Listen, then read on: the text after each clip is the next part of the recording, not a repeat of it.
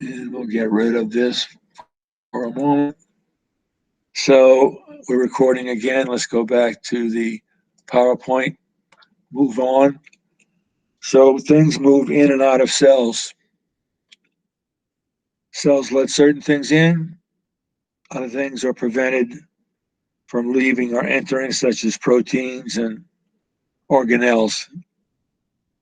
Whether something goes into a cell depends upon the permeability. The permeability is determined by the size of the molecule, its charge, shape, and lipid solubility. So substances such as steroid hormones are able to dissolve in the phospholipids, and steroid hormones are able to move in and out of cells because they are very, very lipid soluble. Some things move into the cell based upon diffusion. And let's go down there, stay there. Diffusion is the random movement of substances from a high concentration to a low concentration. Osmosis is the movement of water across a semi-permeable membrane to create osmotic pressure. So if we look at diffusion, diffusion is the addition of a sugar cube that's been colored, and it will dissolve and eventually spread throughout the entire beaker of water.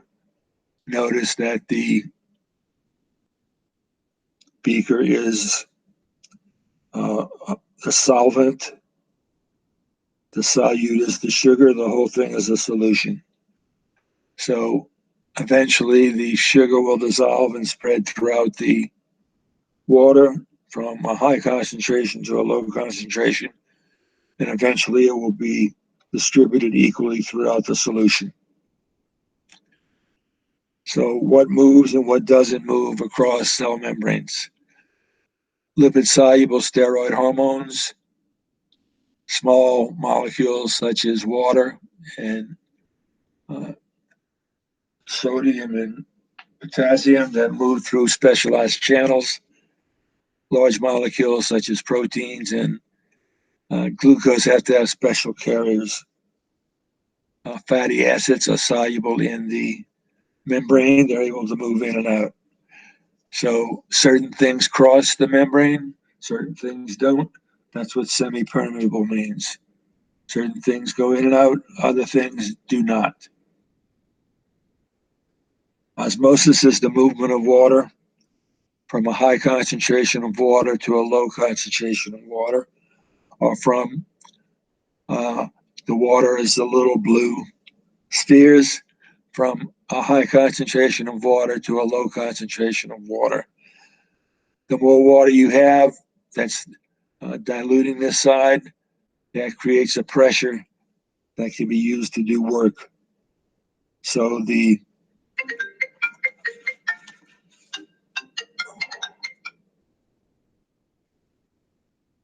potential spam. So the osmotic pressure is the force that comes from the swelling of this side from the movement of water from where there's a lot of water to where there's less water.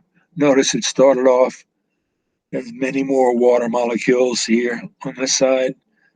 Water moves from a high concentration of water to a low concentration of water, or as the next slide says, we're going to be talking about this movement. They quickly eliminate concentration gradients, but the whole purpose of the body is to create different concentrations of substances on either side of the cell. So if a substance has the same concentration as body fluids, it's isotonic. If it has a greater concentration, it's hypertonic.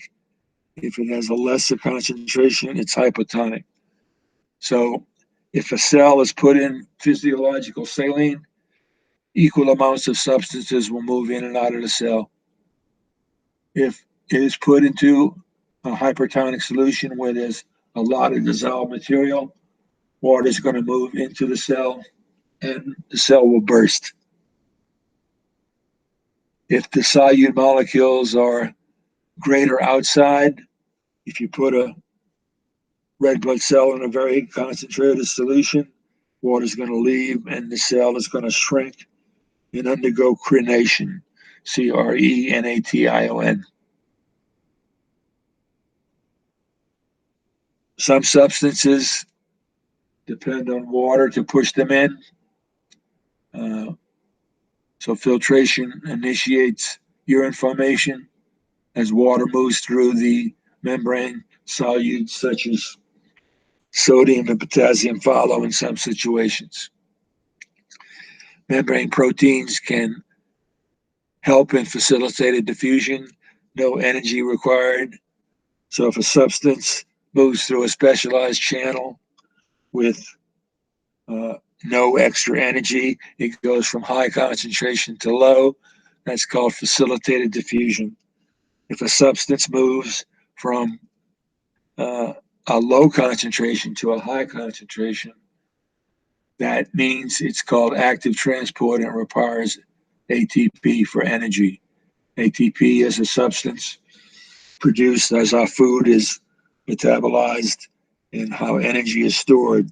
It allows us to walk, talk, crawl on our belly as a reptile, like a reptile, and all of our substances that we digest, much of the energy of that potential energy in the chemical is stored in ATP to allow our body to move muscles, have nerves connect and carry messages, have our food being digested, have our urine produced, and so on. So facilitated diffusion goes from a high concentration of glucose in this example to a low concentration.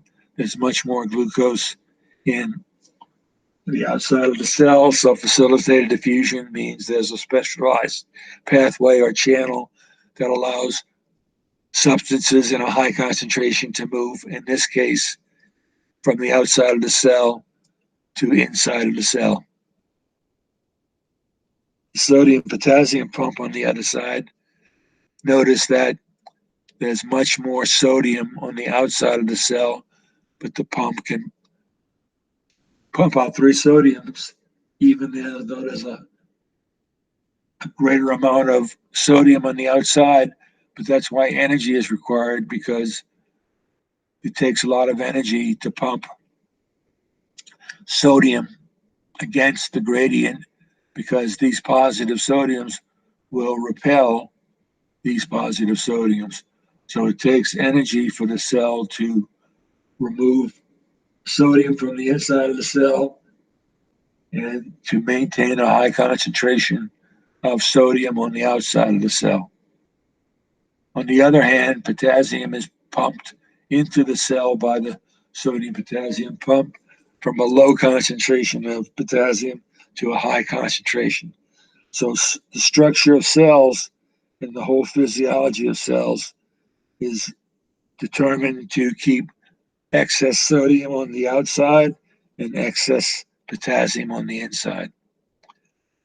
So large molecules such as proteins can be transmitted by putting them into a little spherical sac. If the substance moves into the cell, it's called endocytosis. If a substance is expelled from the internal cytoplasm, that's called exocytosis. Cell eating is phagocytosis. Cell drinking is pinocytosis. Often there are specialized receptors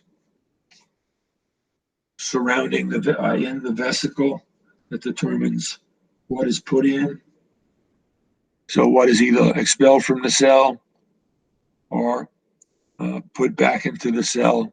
It depends upon the protein receptors that line the inside of the vesicle. So if you look at a picture of that situation, if you have a substance released, that's called exocytosis. If you have a substance taken into the cell, that's called endocytosis. And uh, receptors can be present in the vesicle wall to make sure only certain compounds are released or taken into the cell. Lysosomes is cell eating. Often white blood cells will actually consume and destroy a bacterial cell. That's called phagocytosis. Lysosomes are vesicles of enzymes that help dissolve a foreign invader. So that's called phagocytosis. So make sure you read through this description and understand the terms. Okay, let's stop there and go back here and shut down recording for a moment. Stop recording.